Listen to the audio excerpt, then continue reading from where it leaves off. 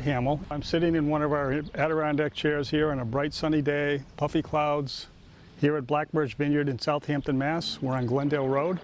My wife Mary and I bought the farm. It had been an old dairy farm, the Sankey farm. We bought it in '92, and we always had a goal of trying to, or a goal of being interested in planting and growing something.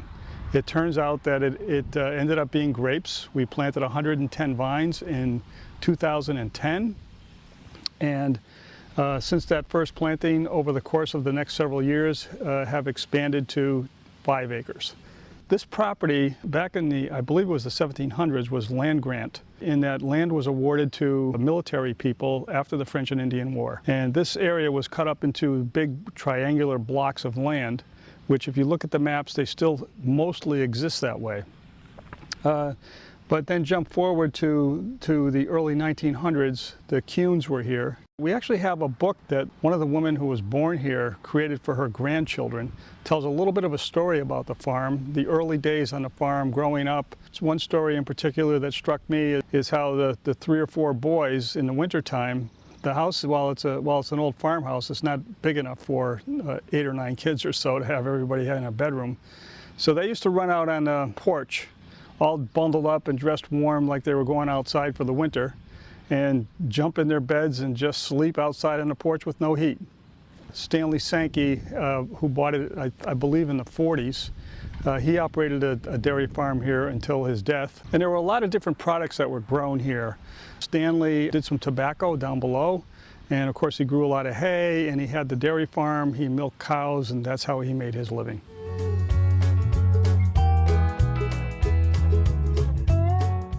I grew up visiting my grandfather in Vermont, who owned a small farm. My mother talks about how she grew up through the Great Depression and nothing ever changed in her life because my grandfather, he had a few pigs, he had a few cows, he did his own hay, he cut ice in the wintertime.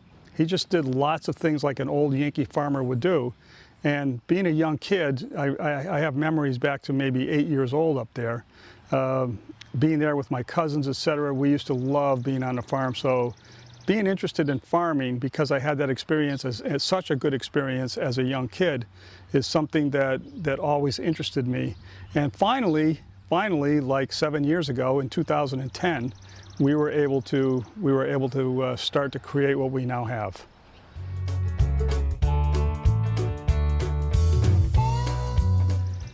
I moved into the town of Southampton when I was 16 years old. My parents bought a house on Brickyard Road. I lived there through first year of college, and then I got married and moved to Westhampton, lived in Westhampton for 19 years, and then in '92 we were able to buy the old Sankey farm and turn it into the operation that it is now, which is a vineyard winery.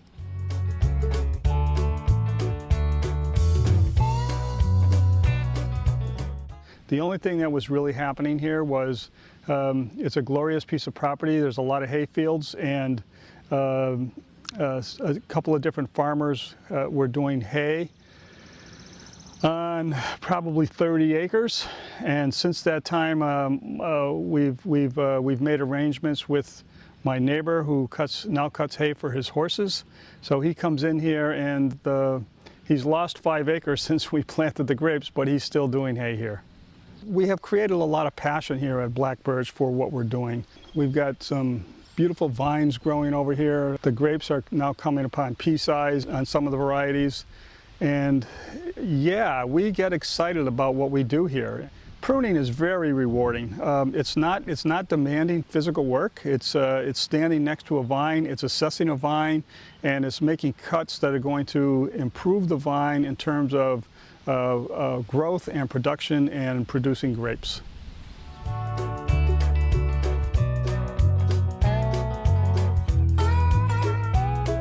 Our original intent was to make wine for ourselves, and this thing just took off, and we kind of like we're sort of following where it's taking us. While Black Birch Vineyard is technically one business, it's actually more like 3 businesses.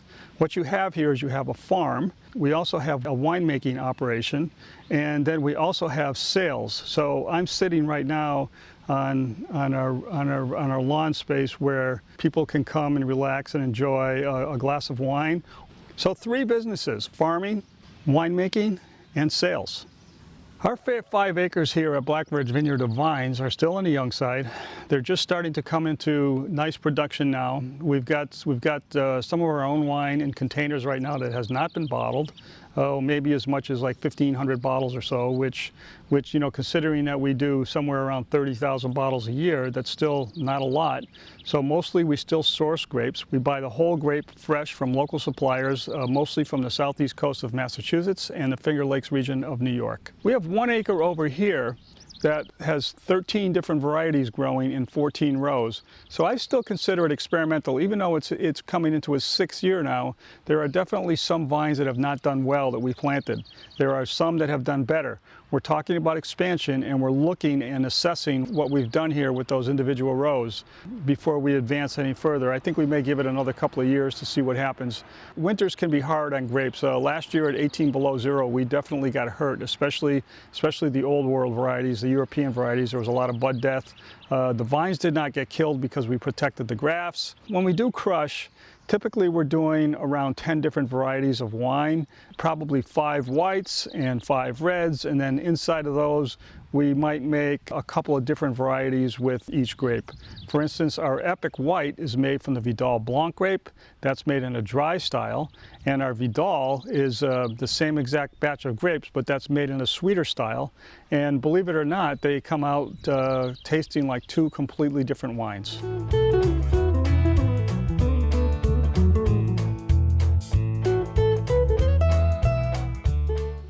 So we make arrangements with particular farmers in the regions that we do buy grapes from, farmers that are well recognized, farmers that produce solid products.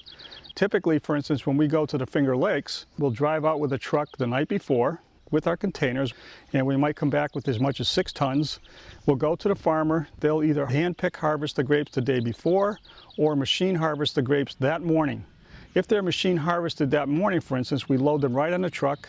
We're back at Black Birch by 4 or 5 p.m.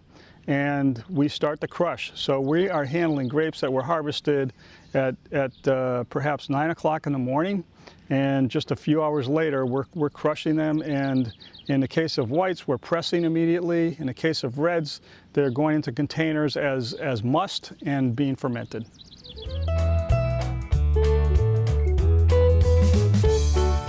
Must is everything. It's the entire. There's quite a difference between how you make a white wine and how you make a red wine. So white wines. Let me back up just a bit. White wines, we crush and press immediately.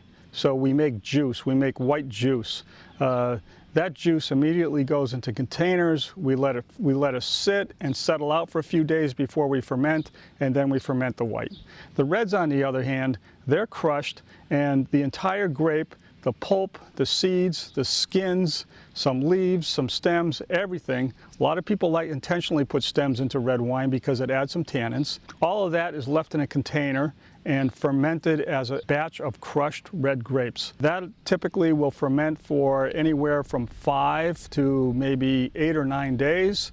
And when it gets to a point where we feel like we have enough flavor extraction, enough color extraction, then we take that must and we put the must in the press, and now we have juice, which technically, because it's fermented, is wine.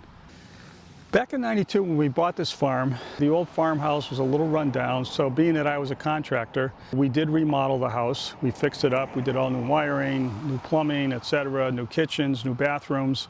When we moved here, my kids were 3rd grade and 7th grade, and so they were raised here most of their lives. Along with the farmhouse, we ended up with 5 barns, and it's really interesting. I never thought that I would use all 5 barns, but we fixed some of the barns up because we're using barns for storage. We have a lot of farm equipment, we have tractors, we have our winemaking space, we have bottle storage. We need a lot of space to operate what we do here.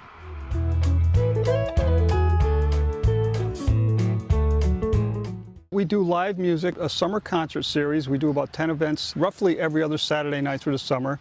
We bring in different bands who play, and people come here. We have our wine for sale. You can buy our wine by the glass. It's a very relaxing atmosphere. One of the things that we take a lot of pride in with the music events that we've created here is how family oriented it's become. We have a lot of families here that come here, in a lot of cases with grandparents maybe in their 80s or so, and newborn infants, and then other kids in between, 5-year-olds, 8-year-olds, 12-year-olds that kind of hang out and maybe kick a soccer ball around a little bit off to the side, and their parents are here enjoying themselves, listening to music, having a glass of wine, and the kids are with them. So it's in some sense, it's become a nice family thing that happens here.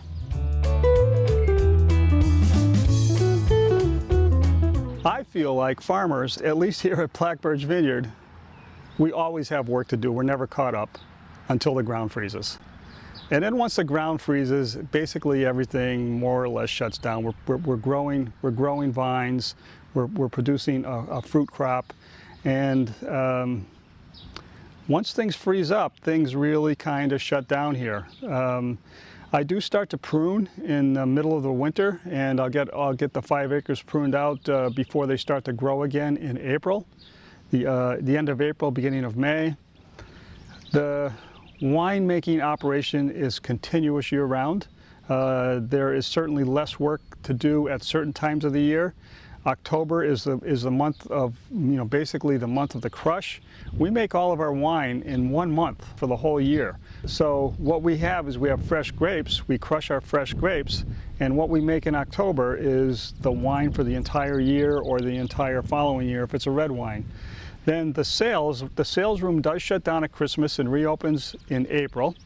But in between times, there's a lot of things to do. There's new planning to do, assessments to make about what we're going to do with the winery, the vineyard, the sales the following year.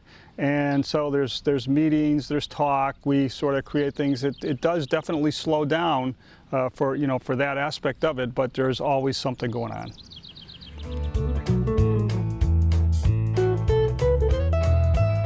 As far as what's going to happen here in the future, we've got a couple of kids that right now are not interested. So that's a little bit up in the air, and something that we certainly talked about. I don't really know what's going to happen in the future here. We love this place. We love the land. We want to protect the land. We want to make it a farm, keep it as a farm forever, and not really sure what's going to happen in long term here.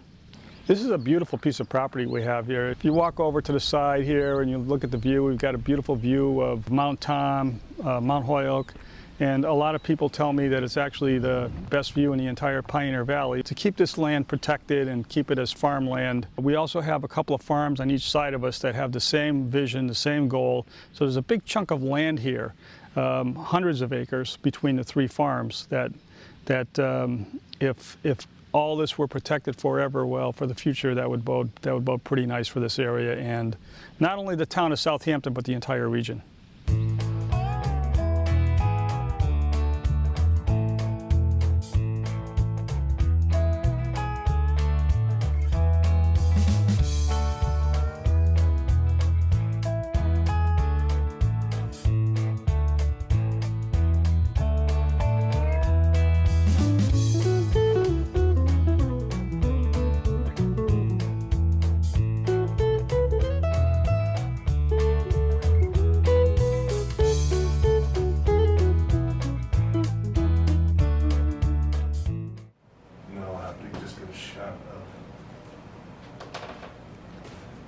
This row of glasses.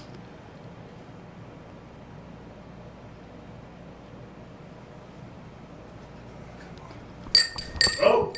A little too close there.